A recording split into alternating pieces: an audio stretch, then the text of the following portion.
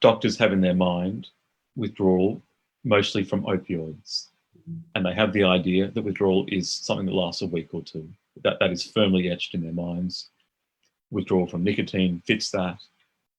Withdrawal from caffeine fits that. So yes, every time a doctor in general uses the word withdrawal, they're thinking it lasts a few days. I think when the drug companies said that about antidepressants, that discontinuation symptoms are brief and self-limited over a week or two, which is this sentence that they stuck in the literature everywhere like a pharmaceutical meme, I think that doctors accepted that because it fits with their idea of what withdrawal looks like. And so the idea that withdrawal can last for months or years or possibly be permanent in some people is completely foreign to them. I mean, because they're drawing analogies to opioids and nicotine, but also because they have been systematically educated by drug companies using this line again and again. You know, the drug companies, Eli Lilly had this meeting in 1996 to form a consensus panel to basically brand withdrawal symptoms from antidepressants, for example, as these mild, brief phenomenon. They said, let's call it discontinuation syndrome. Let's say it's brief and self-limiting. They had a few case studies to put together. They had a lot of fancy professors to put their name on it. And they basically put out this idea that antidepressant withdrawal is mild and brief. And that has stuck. That is in the guidelines in the UK, it's in the guidelines in the US. And so if doctors are looking up what does withdrawal mean, it means something brief and mild.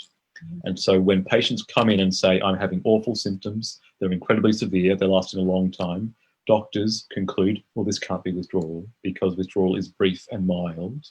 And instead, they think this must be relapse, this must be the onset of some sort of new disorder like medically unexplained symptoms, which doesn't mean much, but that's what they think, or functional neurological disorder, because the concept in their mind of withdrawal is so different to what is actually experienced by clearly hundreds of thousands of patients. For me, withdrawal's been awful. I mean, it has at points, so I've been withdrawing now for the last 2 years plus, 2.5 years. I probably have another year to go. At points, it has been unbearable. I mean, it's made me, I've felt when I've gone too fast, I've been incredibly down in the dumps. I can't concentrate. Everything, I have incredible depersonalization and derealization. Everything feels unreal. I feel awful. It's brought me to my knees at different points. Through a lot of trial and error, mostly error, I have worked out the sort of rate that I can reduce at, and with the help of a very obsessive spreadsheet, I've generally worked out that I can reduce by about 15% a month if nothing goes too wrong. Have a few days a month where I feel pretty rotten, and rotten means down in mood, not sleeping so brilliantly, feeling that sense of derealization, not being able to concentrate very well, generally feeling very fatigued. And I take 3 days off work around a weekend every month to try to fit it in. It never works out brilliantly. I've always probably have a few days. It always lasts a few days longer than I hope. But I sort of, in that way, and I'm very lucky to have a reasonably flexible academic job at the moment. If I had a busy clinical job or some of the jobs that I see other people doing, I'm not sure I could do it. I probably would have to quit.